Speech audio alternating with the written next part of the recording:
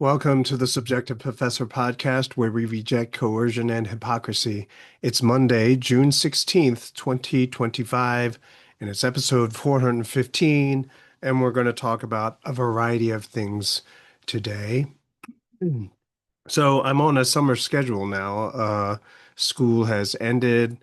I found another school where I'm going to be teaching starting this fall, teaching math of all things. So I probably won't be able to uh, share with you discussions that I'm having in school and turn them into episodes since math doesn't necessarily generate topics that I think would be suitable for this podcast. But anyway, so I was able to spend a large part of the day catching up with a lot of the podcasts that I couldn't because of school and just the end of the year craziness. So, of course, the whole Iran-Israel thing, trying to get updates on how the attacks are going, which way they're going, and how effective they are. But it's very hard to get accurate information. There's obviously a lot of propaganda. There's a lot of fake news as well.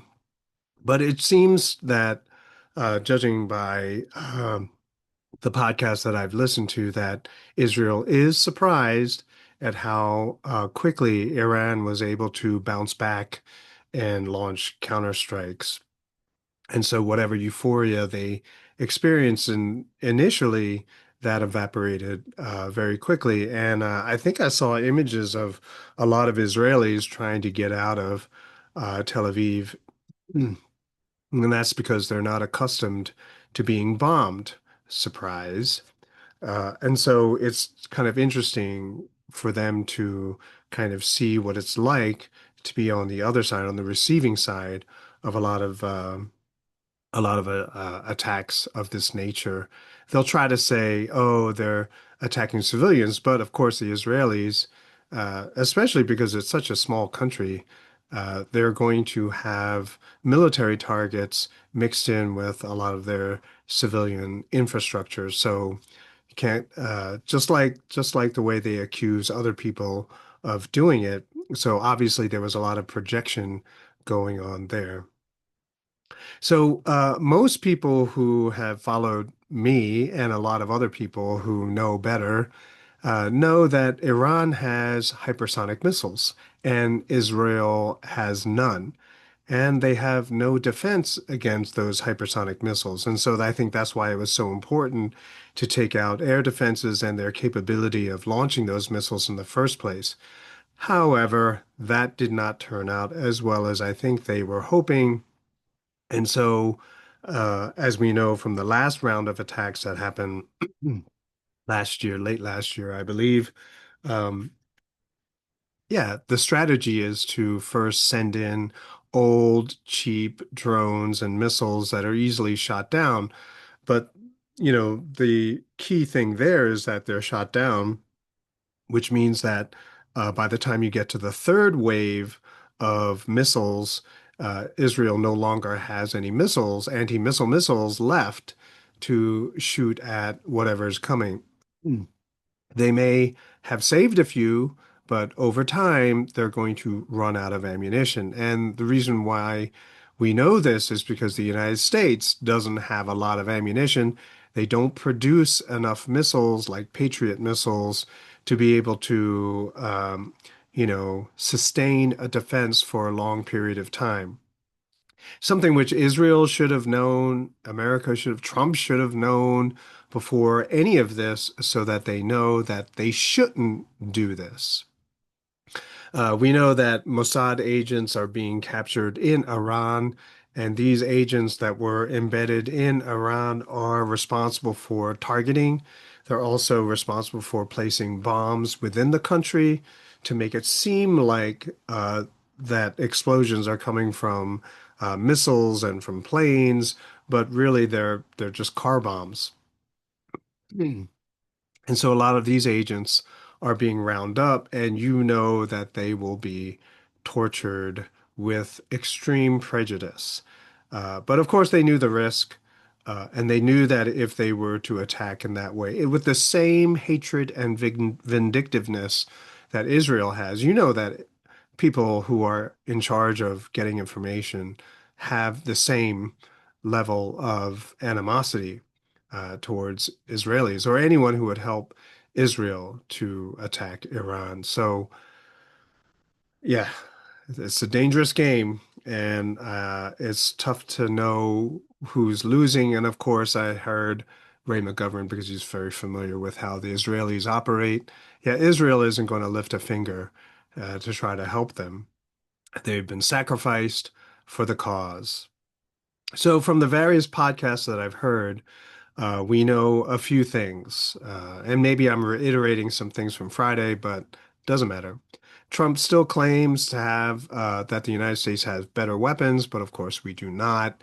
And he's sending another aircraft carrier to the area, in addition to the 80,000 U.S. personnel that is already in the area. And it's almost like an invitation to be targets, but also an invitation for a false flag attack, which is what I'm waiting for. I'm waiting for Israel to launch a false flag attack because, that's what they do. Given what happened in Russia, that is pre-placing drones within the country or pre-placing bombs within country through your agents, uh, that strategy and then blowing up, uh, targets that are, uh, surprising for the receivers of these bombs and missiles to see blow up. But it's the same strategy that was used in Russia that is being used in Iran right now, which obviously means there's a connection that the same people who planned both attack that have planned the attack in oh my grammar is messed up. So that it's the same people who plan both attacks, right? So who are they? A lot of theories that it's the Germans, the British, the French, Mossad, and the United States, right? All of these countries, which is insane, right? Why would you collaborate and cooperate with people who just want more killing? Something to note. Oh, and that the goal is regime change. So I heard it said that it was a big risk. It was a gamble that was taken to destabilize the government so that opposition forces within Iran can rise up and take over the country. So that's what the purpose was. And whether that will actually happen remains to be seen. I think personally, it's unlikely. If we were to draw a parallel between what happened in Russia and what happened in Iran, then literally what's going to happen is that the government of Iran is going to rise in popularity, and those people who oppose are just going to suffer and pound sand a little bit longer. So, because that's what the Ukraine war was, it was supposed to weaken Russia to the point where there will be a regime change over there as well. And it's kind of insane to me that the United States has become a terrorist organization where they're destabilizing other countries' governments and then murdering people. It's insanity to me, but that's what we've become. Uh, these operations, the one in Ukraine, targeting airfields deep in Russia, and this attack in Iran were started during the Biden administration, right? That's how long ago these attacks were put into action. Now, Trump might have been able to say no if he knew about it, but these covert operations have a very, very small circle of people who know. And that's secrecy, but also to give the president plausible deniability for him to be able to say, oh, I didn't know it was happening. But Trump takes credit for it, right? Whether he actually knew or not, it doesn't matter because he said it. And he said it bombastically, as he typically does. And why he did that, I have no idea. He's foolish that way because by coming out and saying, "Oh, I knew all along," I permitted it to happen, I warned people, blah blah blah blah.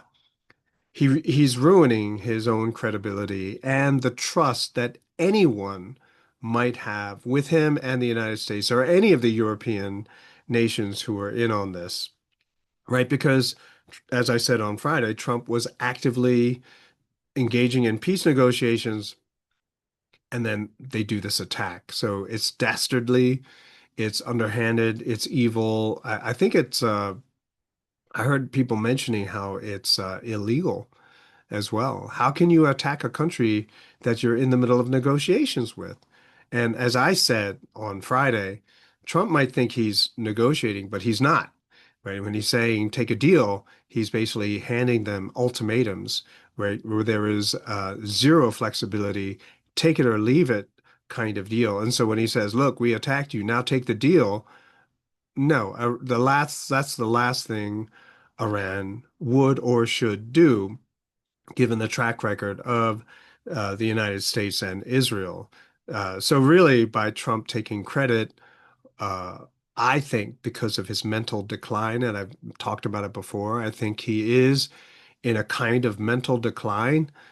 It's not the same as Biden had, but it is a kind of mental decline where he doesn't remember what he said yesterday. It's, Judge Knapp keeps saying it, how he'll just say whatever the last person said to him, which means that he has no long-term memory. He probably doesn't remember all of his earlier speeches, the speech he gave in Saudi Arabia, how he's the peace president and how the Middle East did it all by themselves. And so these regime change people in the CIA, they should stand down, right? So I don't think it's his shtick. I don't think it's this thing that he's doing. I think it's mental decline. The more I think about it, it's mental decline. I mean, because Trump as a business person should know the value of your word. And for him to just simply come out and take credit for it and say, "Oh, I knew all along." Yeah, somewhere in his brain, he has to realize that's wrong. He shouldn't have done that. But the fact that he does not, I think, means that he's in a kind of mental decline. So people might call that narcissism, but I think it's mental decline. Ray McGovern mentioned that he might have been mouse-trapped into this. But if he was, he should have gotten mad, but instead he takes credit. It's just really weird. And maybe he's trying to keep people guessing, but you don't guess. You don't play this guessing game, not when it comes to war, not when it comes to death and destruction, something which he, accused and basically went after other political leaders for doing, right? Instead of talking, bombing.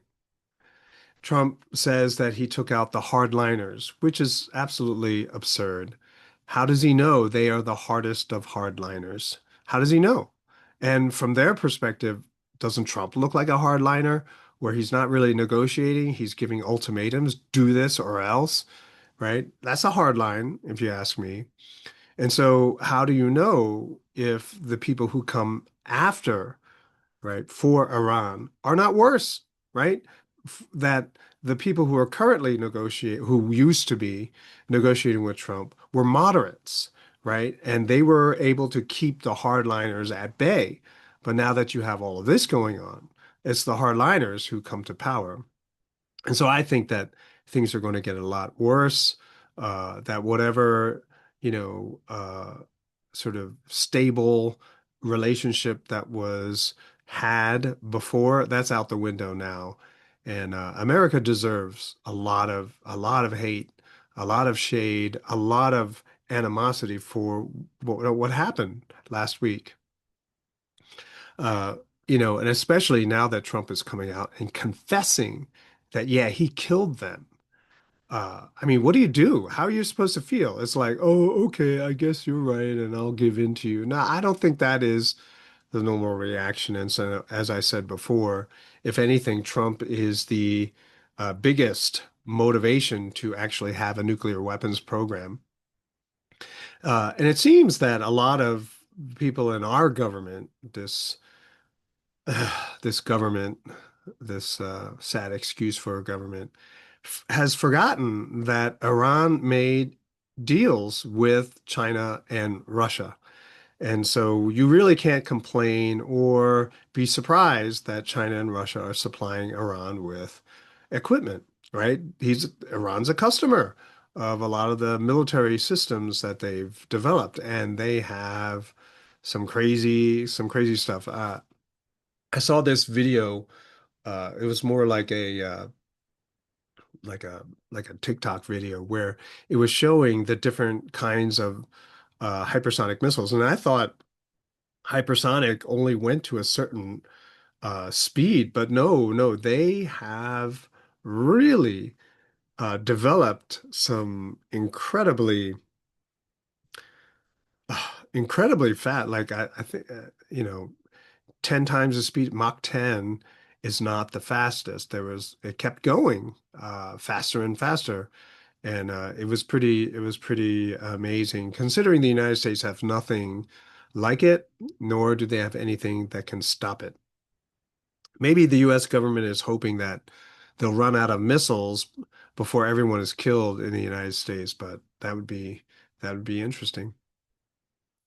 Then another thing that happened over the weekend was that military parade slash birthday celebration for Donald Trump. It was actually the Army's celebration of its 250th anniversary, but I've never heard of a military parade like that before. And why now? So Rand Paul came out and said, when he was younger, you know, those goose stepping parades that you saw in fascistic, totalitarian, authoritarian governments, right, like Saddam Hussein, they never really appealed to him. And I agree 100%. I remember those goose stepping parades. North Korea did it all the time, right? It's supposed to show how disciplined they are, how ready to fight they are. But we never did it. And so I remember always thinking if you are a goose stepping, um, military thing that needs to show it off in front of, yeah, there's something wrong with you, right? Uh, I've saw some, articles, some threads where they were saying that the reason why American soldiers were not marching in step with each other is that it was out of protest. But here's the problem. It was the celebration of the Army's birthday, so why would you embarrass yourselves and spit on your service by not marching in time? I think they just don't know how to, right? That is not an important part of the U.S. military, right? And so, you know, I don't think it was out of protest. I think they really just can't march, which kind of speaks to the lack of discipline and lack of readiness, I think, especially when you compare it with battle experienced troops from other countries. Ray McGovern shared a story of Let's Be Human, how German POWs were paraded in some Russian city, and everyone was getting ready to just rip them to shreds. But an old woman, probably lost all of her sons and husband in the war, went up to one of the young soldiers who was 16, probably, and just shared some food, even though she was starving too, which is the touch of humanity, which, according to Ray McGovern, changed the mood of the entire day. So they went from wanting to rip them to shreds, I mean, really, literally tear them apart, to changing, right? To realizing, yeah, the war is over. And a lot of these soldiers are kids, right? Literally kids. So really, what are we doing here, right? Next is the No King. Oh my goodness, we're up to 20 minutes already. So, No King protests are ridiculous because it reveals the hypocrisy which is free flowing in this country.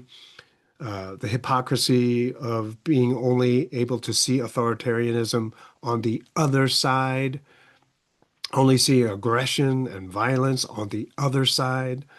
Like, I don't understand how people are allowed to vandalize, destroy property, block traffic, you know, when other times if you laugh at police, you're arrested. It's just so weird.